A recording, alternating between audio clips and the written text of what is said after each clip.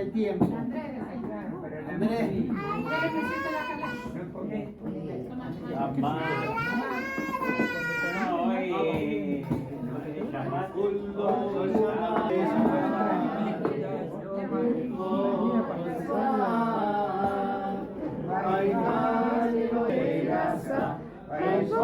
ביום השביעי מכל מלאכתו אשר עשה. ויברך אלוהים את יום השביעי ויקדש אותו, כי בו שבה מכל מלאכתו, כי בו שבה מכל מלאכתו אשר ברא אלוהים, אשר ברא אלוהים לעשות. ברוך אתה אדוני אלוהינו מלך העולם בורא פרי ענפים. ברוך אתה אדוני אלוהינו בנו שבת קודשו ועשו והגיענו וכיום למעשה בראשית יום תחילה ויקרא קודש זכר נשיאה מצרים. בנו בחרת ואותנו קרבה. Amén. Muy bien. Muy bien. Muy bien.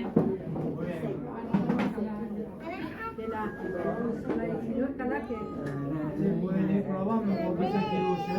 Cada una lo hagan en su casa.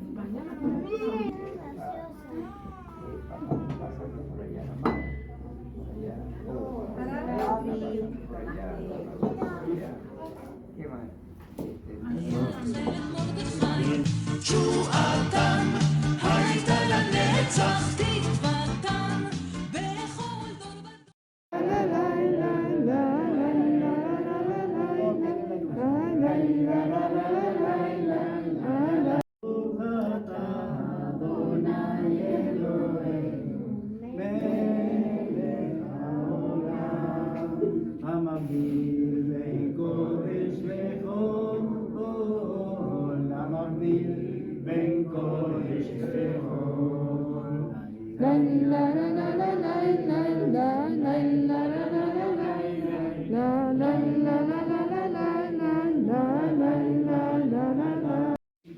el día lunes van a ser plantados en el bosque de Israel 100 árboles en memoria y en homenaje a los 100 años de la comunidad judía Salem. Así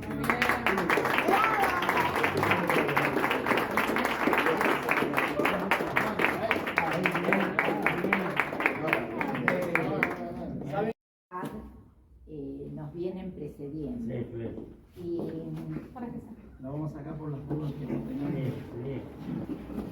para descubrir la plata a Raquel, a David Bentolila, a Mario Salem, a Raúl Aristar y a Ruth.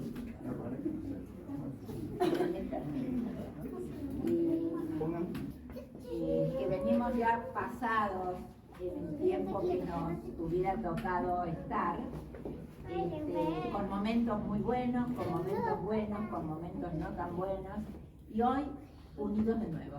Así que próximamente tendrá que venir otra comisión, pero bueno, nos tocó en este momento a nosotros.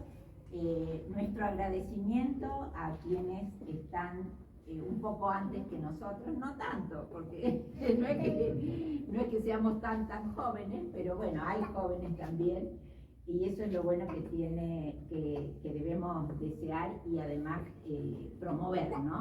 Que los jóvenes se vayan formando en la identidad y en las tradiciones judías. Bueno, los invito a descubrir Un poquito cada uno. David. Del otro lado ahí. Raquel, por ahí. ¿Para qué falta el David? ¿Para qué falta el David? Dejar time salos a los 3 minutos, vamos tirando 50. Muy bien.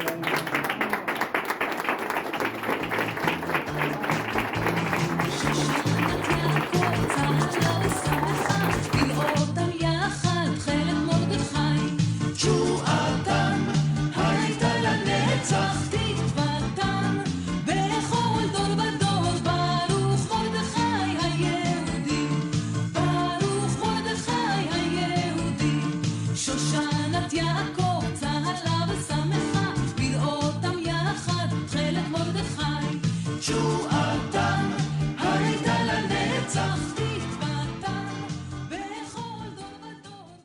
Un levantamiento que hubo en San Luis,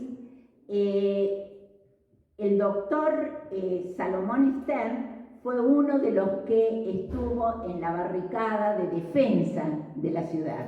Anales de historia, aparece el doctor Stern como miembro de la comisión que designó el gobernador de entonces para fundar la Escuela Normal Paula Domínguez de Bazán, del gobierno de Ortiz Estrada, ¿no? Bueno, y aparecen ahí Salomón Stern, Jacinto Videla, don Cruz Ortiz, Wenceslao Piñeiro y el presbítero Miguel Amézola.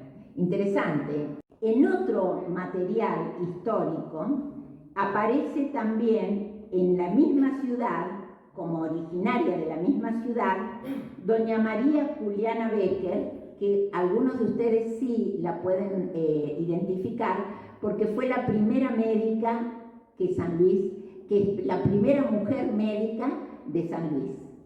Y esta María Juliana Becker, hacemos la relación que es probable que haya sido hija de Salomón Abraham Becker. Es recién a principio de siglo, cerca del año 1900, que empieza a haber inmigración judía, lo que se dice inmigración judía. Una de las primeras figuras que emigró para esa época fue un pariente nuestro, que fue don Sananes, don Luis Sananes. La Galería Sananes está nombrada con ese apellido por un hijo de él, ¿sí? Bueno, y don Luis Sananes tenía en ese entonces su casa frente a la plaza Pringles, y era, según lo describe la gente, los que sobrevivieron después a él, sus descendientes, era una figura emblemática en San Luis, porque era por su generosidad, por su bondad. Todo inmigrante que llegaba a San Luis, de la colectividad judía, que llegara o que pasara por San Luis, tenía un lugar esperándolo en la casa de don Luis Sananes. Vida que hice, que escribí en este libro. En este libro yo hago un raconto de cómo se organizó y se inició la colectividad judía, y después hago historias de vida de las distintas familias que yo conocí hasta el momento que hice el libro. El video iba a presentar la parte posterior, mucho a partir del año 1990 más o menos, iba a presentar, que bueno, ahora lo deben tener ustedes en sus teléfonos. Bueno,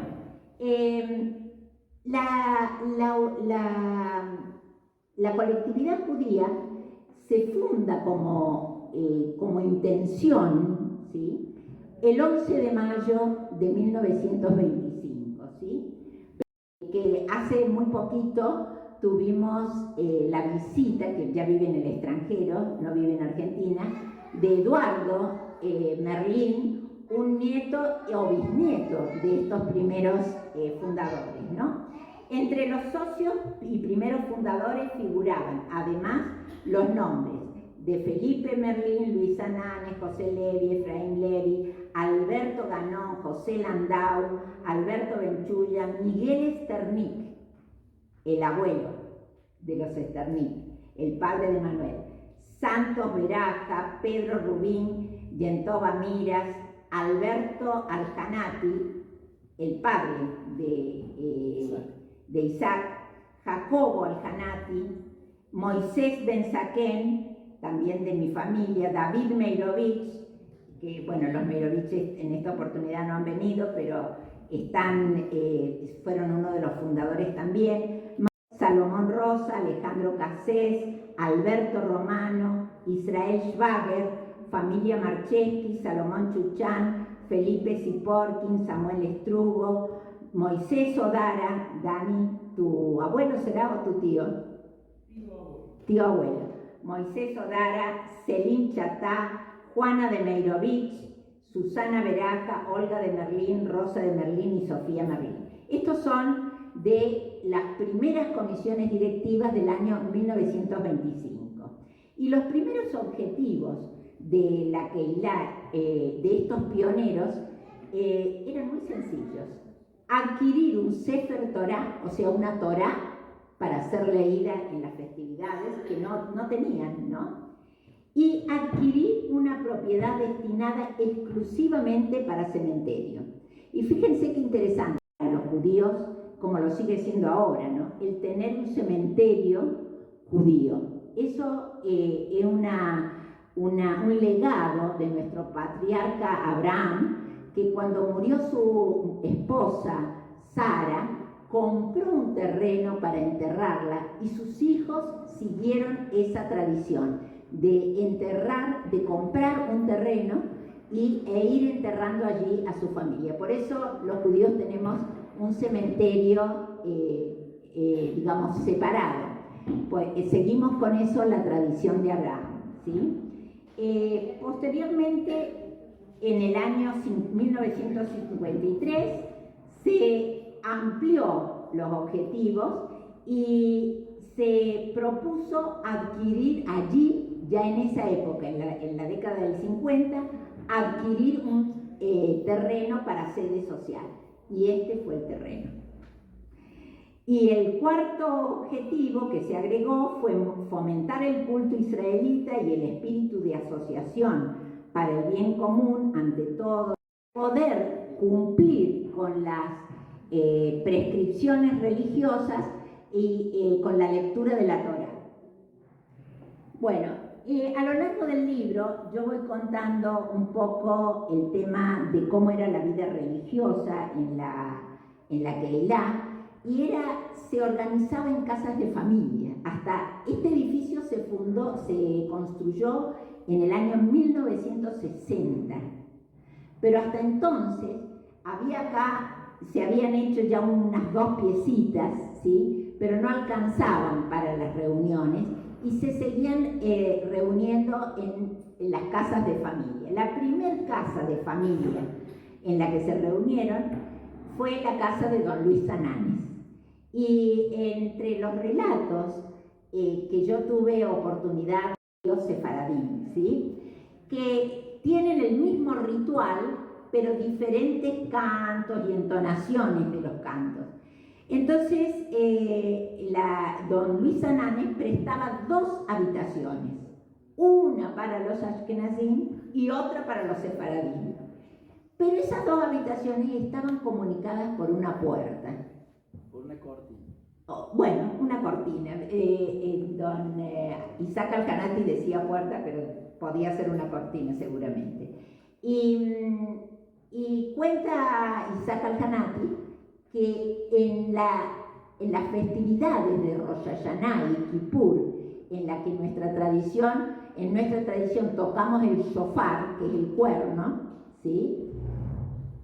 Las personas se ponían en la puerta y se abría la cortina o la puerta y se tocaba para los 2 lados. Bueno, la cinta de inauguración de este edificio, así como está ahora. ¿Y cómo? El Monseñor Di Pasco. Estaba el Monseñor Di Pasco, el intendente don Samuel Esteves y el ministro de Gobierno y Justicia y Educación de entonces, nuestro querido poeta don Antonio Esteban Agüero. También estuvo en la inauguración. Ellas mostraron un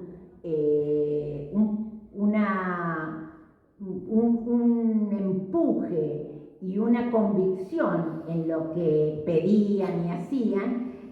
Mary Rosa dice: yo era la pedigüeña y no me daba vergüenza, dice, porque yo no pedía para mí, pedía para la Keilah, pedía para la sociedad.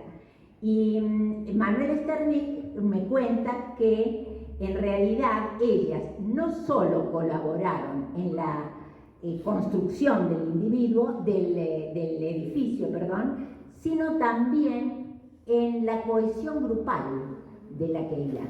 O sea, Weinstock. ¿Dónde está por ahí?